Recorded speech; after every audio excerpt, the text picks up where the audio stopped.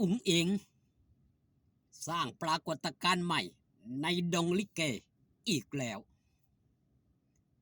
ปรากฏการณ์อย่างนั้นก่อนอื่นขอกล่าวคำว่าสวัสดีครับผมสวัสดีพี่น้องครับป้องปายมิตรหมอแคนแฟนหมอลำยินดีต้อนรับครับเข้าสู่ช่องไทยซีเกตชาแนลคลิปแรกแหกมานครับมือยุดมือพักมือเศร้าของสาวน้อยเพชรบ้านแพง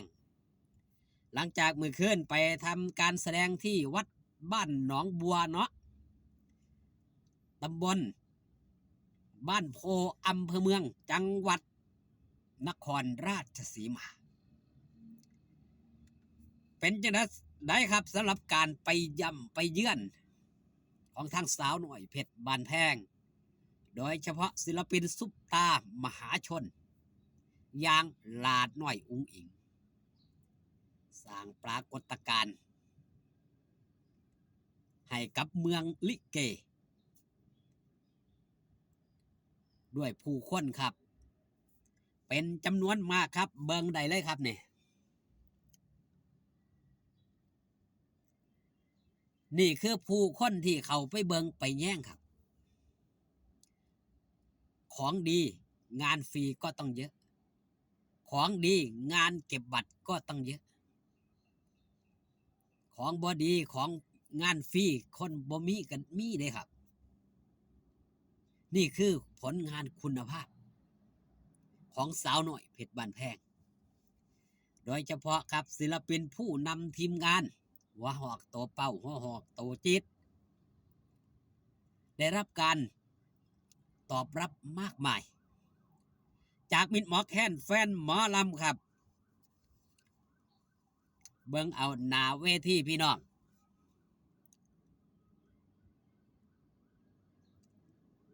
นี่คือด้านหนาเวทีครับในขณะที่ลาดหน่อยอุ้งอิงได้ออกทำการแสดงพี่น้องมิตรหมอแคนแฟนหมอลำนี่ต่างกับนี่ครับยกโทรศัพท์ขึ้นมาถ่ายรูปถ่ายภาพเอาไว้เป็นที่ระลึกคนนี่โมเมนต์ซ้ำนี่ครับนี่ภาพใกล้ตัวนี้เป็นภาพมุมไก่เนาะทางช่องพ่อแม่อุ้งอิงครับนี่ผมจับภาพเป็นคลิปนะครับเด้อมันก็เลยมีจุดอยู่กลางๆเบิ้งพี่น้องผู้คนแออัดยัดเยียดกันเข้าไปหาหลาหน่อยอุ้งอิงไปถ่ายรูปไปถ่ายภาพครับผู้ลังคนมันก็ถ่ายแล้วถ่ายอีกอย่าบ่อยากออกมาง่ายได้บางคนเป็นศิลปินผู้หนึ่งผู้เดียวครับที่ว่าแฟนคลับFCเอาเงินให้บ่ได้เอาเงินให้นี่ห้องมาเอาเงินนี่ลาน้อยอุ้งอิงบ่มาเอาเครียดครับมันยังคือจังบ่มาเอาแฟนคลับFCส่วนหนึ่งเพิ่นก็อยากให้ลาน้อยอุ้งอิงมาหาเพิ่นเร็วๆเนาะเพิ่นก็บ่ได้ฮู้ช่วงบ่ได้ฮู้เวลาว่างานในช่วงโชว์ของลาน้อยอุ้งอิงต้องยืนอยู่บนเวทียืนโชว์น่ะกับเพลงใดแน่เพลงใดที่สิย่างมาหาแฟนครับ FC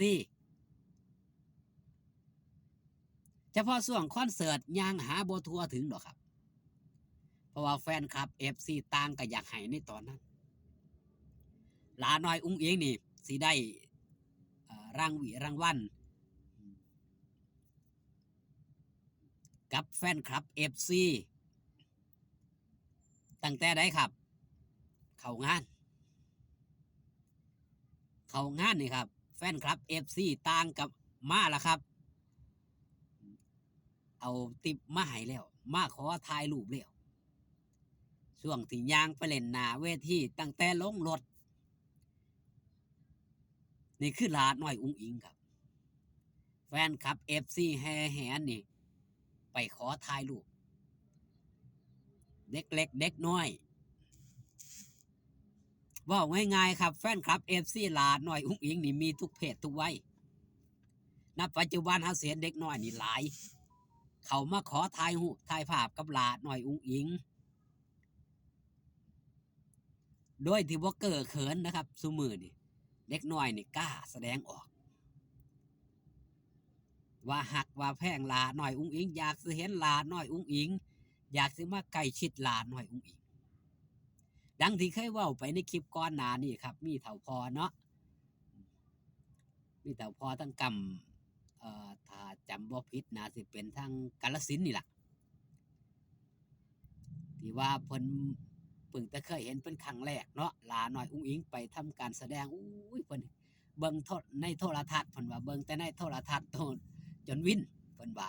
มาเห็นตัวจริงโอ้ยเป็นตาหักเป็นตาแพงก็คือกันครับโคราชเมืองลิเกถ้าหมอลำบ่เด่นบ่อันนี้จริงอีหลีนี่หาได้ยากครับแฟนคลับ FC สิมาหลายขนาดนี้โดยเฉพาะหลาน้อยอุ้งอิงนี่แฟนคลับ FC ท่วมท้นล้นหลามมีทุกหม่องทุกบอลแฟนคลับ FC มาถามหาหลาน้อยอุ้งอิงสิมาตอนใดเวลาใดนี่คือเหตุการณ์ที่มันเกิดขึ้นจริงๆบอกว่า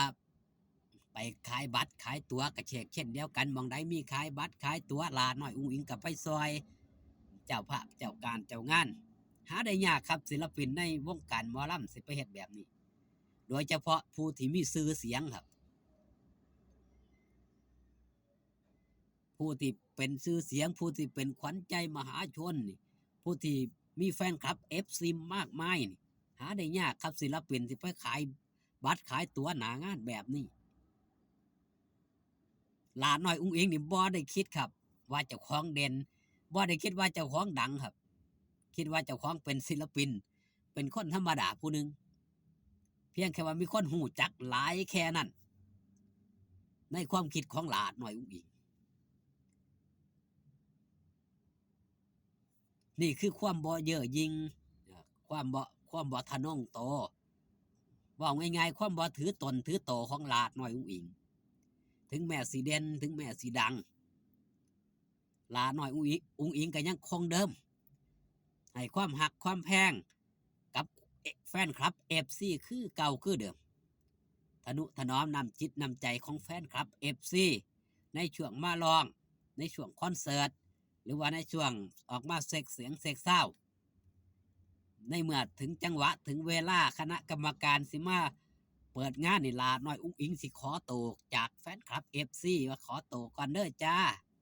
เพิ่นสิมาเปิดงานแล้วเดี๋ยวค่อยพอกันใหม่นั่นคือลาน้อยอุ้งอิงครับสำหรับคลิปนี้ด้วยความปราบปลื้มด้วยความยินดีปรากฏการณ์ของหลาน้อยอุ้งอิงขอบคุณที่มาเบิงขอบคุณที่มาแย่งเด้อครับเด้อช่องไทยสีเกตชาแนลพอกันคลิปหน้าสบายดีครับผม